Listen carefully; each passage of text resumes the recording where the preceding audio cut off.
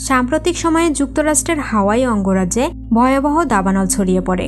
দাবানলে মাওয়াই দ্বীপের ঐতিহাসিক শহর লাহাইনার ৮০% এলাকা পুড়ে ছাই হয়ে গেছে। এর মধ্যে প্রায় শতাধিক লোক মৃত্যুবরণ করেছে, আরও কয়েকশো লোক নিখোঁজ রয়েছে এবং প্রায় ২০০০-এর অধিক ঘরবাড়ি সম্পূর্ণ ধ্বংস হয়ে গেছে। লাহাইনা হলো হাওয়াই দ্বীপপুঞ্জের বিচ রিসোর্ট সিটি হিসেবে পরিচিত।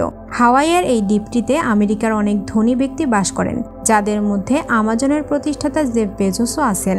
শহরটি দ্বীপপুঞ্জের সবচেয়ে জনপ্রিয় পর্যটন গন্তব্য হিসেবেও পরিচিত ছিল। সাম্প্রতিক এই দাবানল হাওয়াই রাজ্যের ইতিহাসে তো বটেই, সমগ্র যুক্তরাষ্ট্রের ইতিহাসে সবচেয়ে বড় প্রাকৃতিক বিপর্যয়গুলোর একটি।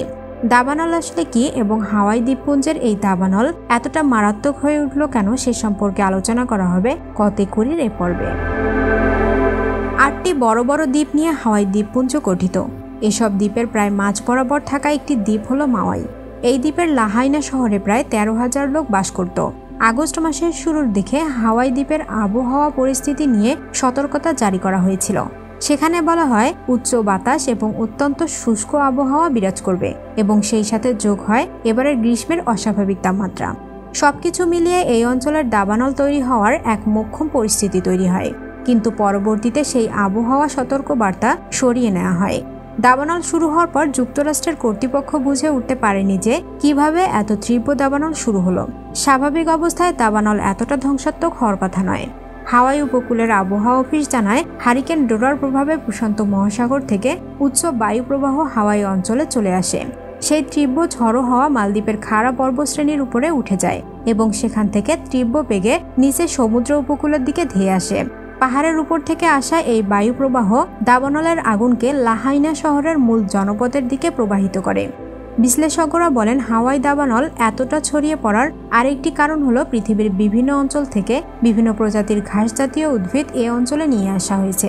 এসব বিদেশি ঘাস স্থানীয় ঘাসের তুলনায় বাতাস থেকে অধিক পরিমাণ জলীয় বাষ্প শোষণ করে।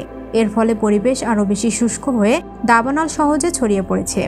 বিজ্ঞানীরা বলছেন মানবসৃষ্ট জলবায়ু পরিবর্তন এবং জীবাশ্ম জ্বালানির অধিক ব্যবহারের কারণে সাধারণ প্রাকৃতিক দুর্যোগগুলো এত বেশি ভয়াবহ হয়ে উঠেছে। দাবানল বলতে সাধারণত বনাঞ্চলের সংঘটিত অগ্নিকাণ্ডকে বোঝায়। দাবানল সৃষ্টি হওয়ার মতো সুষ্ঠু পরিবেশে কোনো বনে আগুন লাগলে তা সহজেই নিয়ন্ত্রণ করা যায় না। বনের ঝরা পাতা থেকে শুরু করে ছোট বড় সকল বৃক্ষ এই আগুনকে সামনের দিকে এগিয়ে নিতে থাকে। ঘন্টায় ২০ কিলোমিটার গতিতে চলতে সক্ষম এই আগুন সামনে যা কিছু পায় সবকিছু উড়িয়ে নিঃশেষ করে দেয়। সে কারণে অধিকাংশ ক্ষেত্রেই দাবানলের আগুন আপন মনে যত খুশি চলতে থাকে। তবে অধিকাংশ সময় এই আগুনের সূত্রপাত হয় মানুষের দ্বারা। ইউএস ফরেস্ট সার্ভিসের মতে আমেরিকার প্রায় ৮৫% দাবানল মানুষের কারণে হয়ে থাকে। অযত্নে ফেলে রাখা ক্যাম্পফায়ারের আগুন বা সিগারেটের আগুনের মতো মানুষের অসতর্ক আগুন থেকে সবচেয়ে বেশি সৃষ্টি হয়। কোনো কোনো গবেষক বলেন মাত্র ১% দাবানল প্রাকৃতিক আগুন থেকে হয়। এগুলোর মধ্যে বজ্রপাত এবং আগ্নেয়গিরির আগুন সবচেয়ে উল্লেখযোগ্য। আমেরিকার বনাঞ্চলে বিভিন্ন উপায়ে বছরে প্রায় ১ লক্ষ বার আগুন লাগে। এর ফলে প্রায় ২০ লক্ষ হেক্টর জমি পুড়ে ছাই হয়ে যায়। গত ৩০ বছরে দক্ষিণ আমেরিকার আমাজন বন, আফ্রিকার কঙ্গো রেইন ফরেস্ট এলাকা এবং ইন্দোনেশিয়ার সুমাত্রা দ্বীপে লক্ষ লক্ষ এলাকার বনভূমি মানবসৃষ্ট দাবানলে ধ্বংস হয়েছে। চাষাবাদের নতুন জমি সৃষ্টি করার জন্য বনের আগুন দেওয়ার পর এসব দাবানল সৃষ্টি হয়েছিল। দাবানলের ক্ষতিকারক প্রভাব আক্রান্ত অঞ্চল ছাড়াও আরও বহুদূর ছড়িয়ে পড়ে। দাবানলের আগুন থেকে অগ্নিঝড়, আগুনের সাইক্লোন, আগুনের টর্নেডো তৈরি হতে পারে, যা নদীর মতো বাধা পার করেও দাবানলকে সামনের দিকে এগিয়ে নিয়ে যায়। শুধু তাই নয়, দাবানলের ধোঁয়া ও ছাইও অনেক দূরবর্তী অঞ্চল পর্যন্ত ছড়িয়ে পড়ে। সাইবেরিয়ার টাইগারে তৈরি হওয়া দাবানলের ধোঁয়া ৩০০০ মাইল দূরে জাপানের ওয়াসাকা শহরকে অন্ধকার করে দিয়েছিল।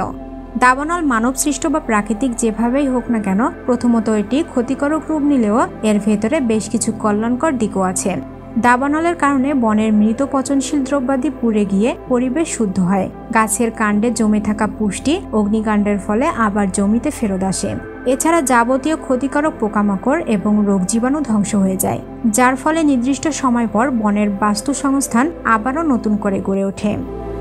এ ধরনের ভিডিও নিয়মিত দেখতে চাইলে কতেকুরি সাবস্ক্রাইব করে পাশে থাকা বেল আইকনটিতে ক্লিক করুন। এই ভিডিওটি ভালো লাগলে লাইক করুন এবং বেশি বেশি করে শেয়ার করুন। ধন্যবাদ।